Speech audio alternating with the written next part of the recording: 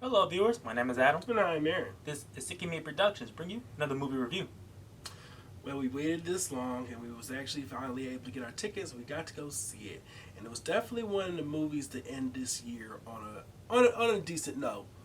And we're talking about Nosferatu. Now Nosferatu is the fourth feature film from director Robert Eggers.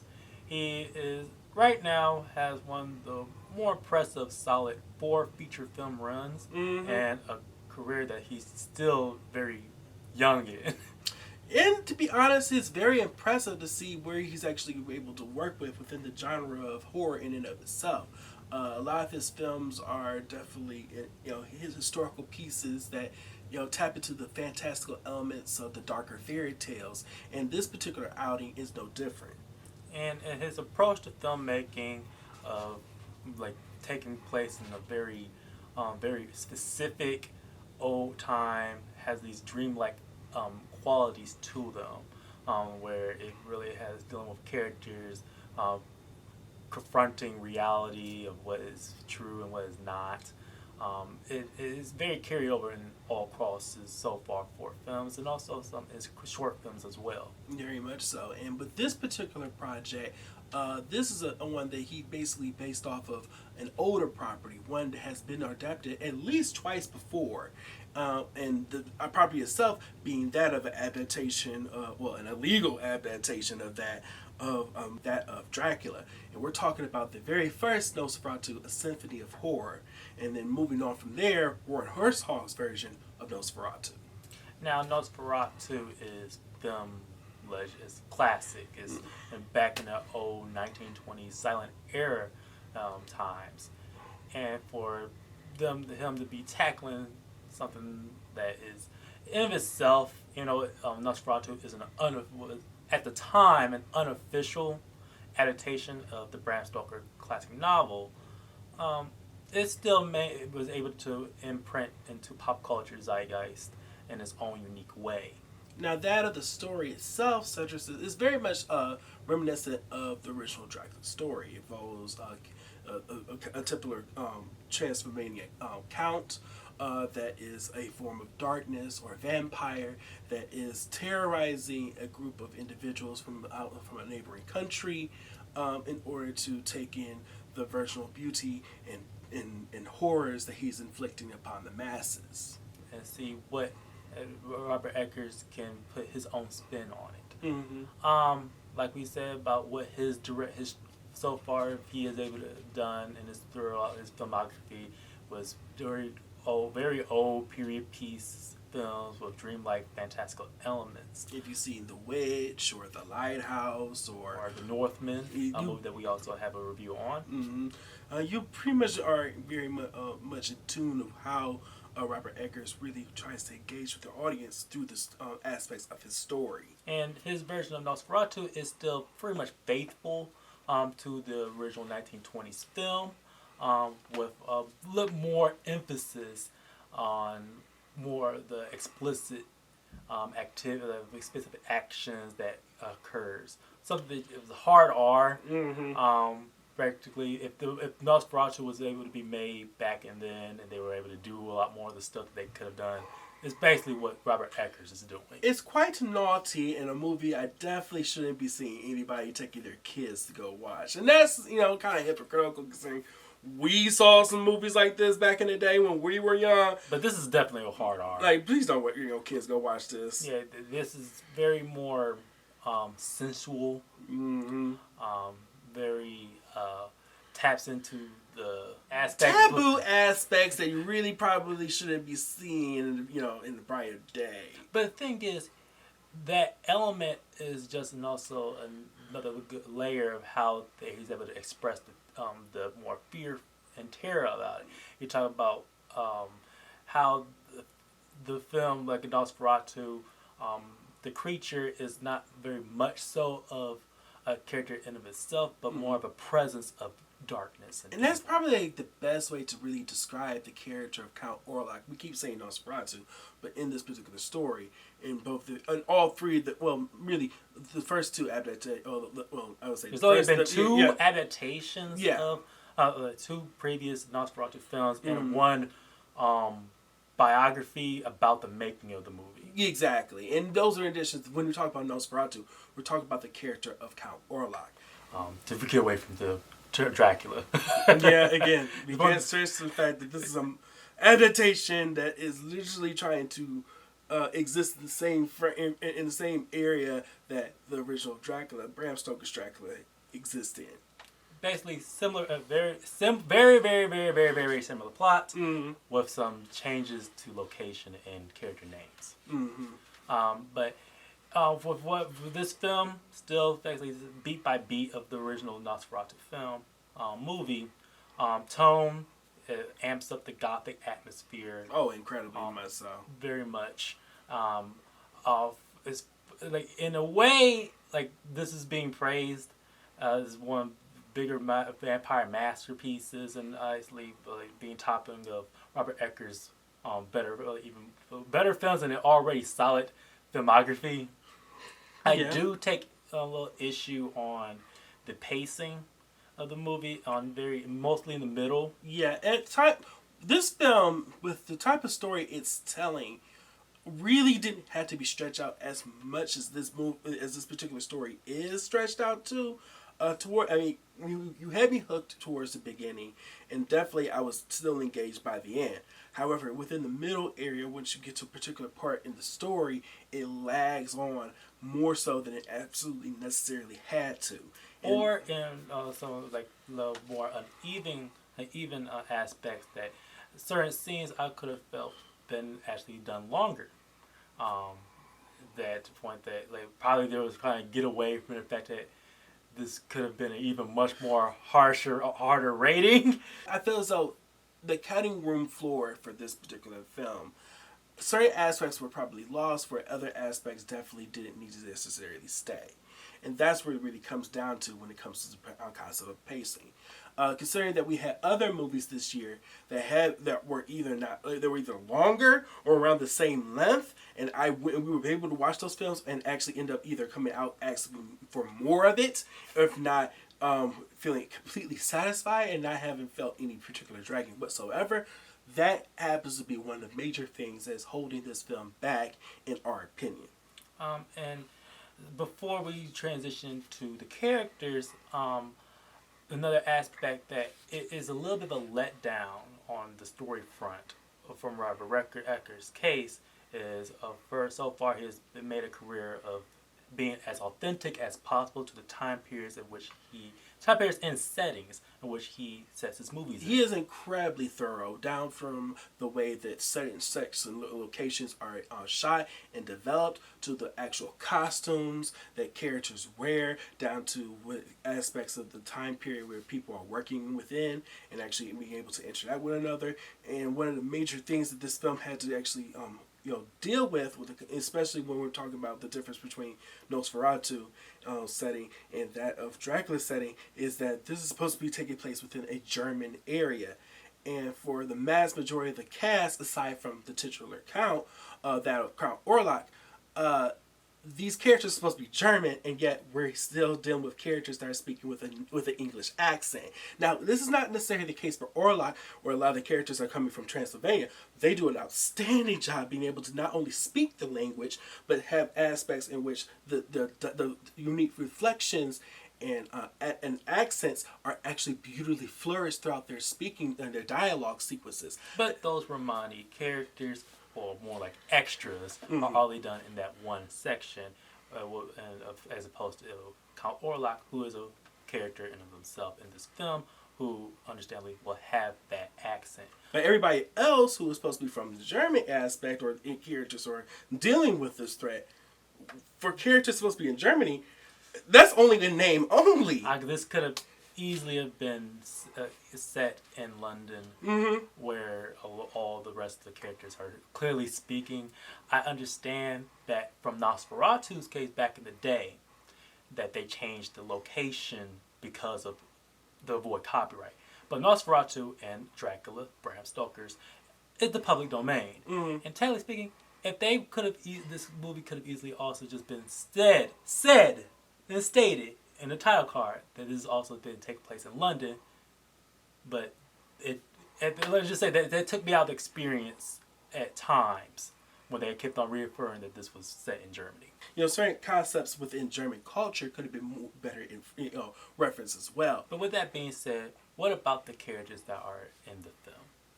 Now, the title character Nosferatu, or Count Orlok, is being portrayed by Bill Skarsgård. We heard for quite a long time that at least I guess let's own up with this. I wish we did not know who was playing this character until the very last second. That being said, that I wish they actually had held off on telling us who was playing the character, because having the prior knowledge of knowing is Bill Skarsgård in that role puts us in a unique situation of understanding that because we know how he plays with characters like this in previous adaptation, in other works that of it or other monster-like characters, some of those those hallmarks that he emphasized in those characters, you can actually see that in the character of Count Orlok, just twisted in certain unique fashions to meet the unique understandings for what Orlok needed to be in this film. That doesn't take away from the fact that I felt that his performance was actually pretty amazing. It's actually it's transformative. It's very transformative. He's legit a character in and of himself with the way that he produces the Count. Yes, it's just that what gives it a step above the rest is how I would love to know, and they know the voice coach that he used, because his voice is such a very unique inflection. Mm-hmm. But because we did know Bill Skarsgård's voice, I could also hear, I would say, more his Pennywise performance if Pennywise had a very old world accent, Eastern European accent. Another character of highlight in this film is the character of Ellen, played by Lily Rose Depp. Now, with Lily Rose's character in this film, it's definitely a character who feels though is pressed upon as being the linchpin for a lot of what's going on. But I feel as though with Lily Rose's performance in this role, I feel as though she's in this unique hierarchy of actresses that has taken upon themselves a unique position when it comes to the concept of dealing with characters that are played by an over-oppressive force and that of possession. That I only have a few individuals on that tier for me that literally brought it and made it, and that is being that of Linda Blair and Ava Green. And I feel as though for individuals who didn't watch a little-known series called Penny Dreadful, you wouldn't understand why I went there with Eva Green. But if you're a fan of her work, or if you've actually seen that series, this movie has a lot to thank from that, in my opinion. Yeah. Because, wow. Overall, her performance is able to elevate what could be objectively said a very simple, really written character of the paranoid female lead who gets possessed, which has been done plenty of films already ever since Nosferatu, more than 100 years now. And also for other characters, they can, for the most part, come off as very simply written caricatures of what already been done in a story like this. Mm-hmm. Luckily, thankfully, the actors themselves, they're not phoning it in, and they have done a good job of being tools in a well-crafted, for the most part, a well-crafted movie. Nicholas Hoult, he shined in the beginning. Mm-hmm. When he has to actually encounter the Count and deal with the horrors of what he's actually thrown himself into, did an amazing job being able to emphasize the terror that one feels when really put into the presence of true evil.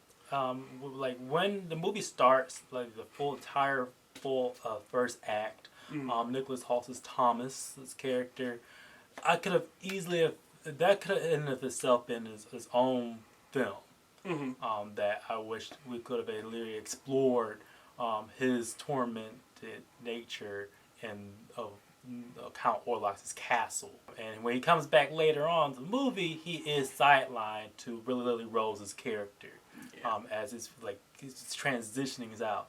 And even for a good portion of the movie, another character played by Aaron Taylor Johnson, like almost became a de facto male lead when Nicholas Holt's character is like it's not necessarily present. And I feel as though for Aaron Taylor Johnson's career in and of itself, I feel as though with this particular movie, it kind of really solidifies the concept that it's okay to not be the lead character in the movie. Yeah.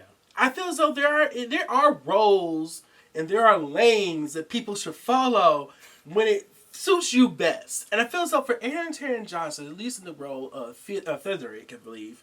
Now I'm not going to say that it was the most amazing performance I've seen all year. It's not. No, but definitely for this film, he brought a sense of stoic charisma. And for other actors in this movie, Willem Dafoe as the professor mentor character. You've seen Willem Dafoe's work. You know what he's doing in this. There's no difference. My only problem is that he's in it at the last part, last half. You could have used more of him. Like honestly, ask for more in a better paced movie. Good. I feel as though there's only really one performance, and it's not by the fault of the actors at any form of whatsoever. It's just the mere fact that they just didn't get enough to do. Yes. And that was the character playing Aaron Taylor Johnson's Frederick's wife. I feel as though that character, as being a mother in a situation where the plague and vampires is running amok. I mean, there's only so much you could actually emphasize in that situation as far as what the story was giving to her. But I feel as though as a character, she falls flat. Mm-hmm. And that's a similar same thing to also Ralph Ineson's character. I mean, he's here, and then he's... It's not to say, his character easily, unfortunately, gets overshadowed by Willem Dafoe's character. From the production that we have already on display here, from the very stellar, hauntingly portrayed cinematography, with imagery where the light helps back a lot of backlit light that creates very pronounced silhouettes. The nocturnal brilliance of the night is emphasized so well in this film. The natural way of they lit the movie from the interiors of using primarily, I think they did 100% candlelight for most of the part, and also whatever sunlight they were given. How they were to freaking light and basically still provide such clean focus to the characters, and how they direct to the story and what is being told. Nicely, well crafted work. Exactly. I feel as though that it really is the main hallmark that this film's got going for it, is its production. I feel as though there are the set pieces, the costuming, again, the detail that was done on the Count Orlok's Transylvanian costume, his decor, his regal manner. That's brilliance, and that's actually something I was looking forward to for a character just like this. And also the mere fact that Bill Skarsgård is wearing a full body makeup. Yeah, this is a character that once you see it in his grotesque horror, you understand that this is definitely an otherworldly entity. This is definitely, I feel as though this variation of the Count, or at least of the vampire itself, truly emphasizes that original mythological aspect of the Romanian concept of the Strigoi. If you know what that concept is, an undead creature. Very much so, this Nosferatu, Count Orlok, is an undead force of evil. And the movie ends up being a lot more grosser in more ways than one. Oh, there are so many scenes in this movie that just had you like, y'all went there. And also to the music, where is a good representation of what of the film overall. I feel as though there are some very strong musical tracks with some very grand operatic gothic like cues. Unfortunately, so many of the tracks in of itself are too short. Yeah. And we have movies where it has like many scenes that they start amazingly, and I feel like they fizzle it out too quickly. Like they end too also abruptly, and in some regards, with only a very few full-on sequences that are like able to really like stand out. But where does this particular film falls for us? Nosferatu, I would say, there's so many because of how disconnect I feel with how they decide disconnect of his lack of immersion of the German setting, primary German setting, and his characters, and somewhat a bit of an uneven pacing. The movie is good to me still because overall it's still one of the most well-crafted films out there, and especially a horror film of this scale. And for me, because of this mere fact of the grandeur scale of the production value of this film, lands on the great side for me. Just because it does what it does right, it does incredibly well. So there you have it. That's my review and Aaron's review for Nosferatu, directed by Robert Eggers. Oh, we look forward to seeing exactly where this particular director goes. But that being said, I'm ready for werewolves. Can we finally get werewolves locked in? That particular movie monster needs so much love. And I know there's individuals out there who's been dying to see werewolves brought in and locked in on the right way. So let's get that done. Mummies too. Mummies deserve another chance. Let's get them going in here. Let's get the rest of the game. Just like DC with Superman and Batman and all those. Let's get this stuff going. Yeah. How you like that rant? My name is Adam. And I'm Aaron. This has been CKB Productions. Please be sure to like, share, subscribe, and comment below what is your take on Nosferatu. I know we all talking about a certain scene that we all just showed everything. And also check us out on our other social media outlets of X, Threads, Instagram, and also Letterboxd if you want to discuss a few more movies out there. See y'all later. See you.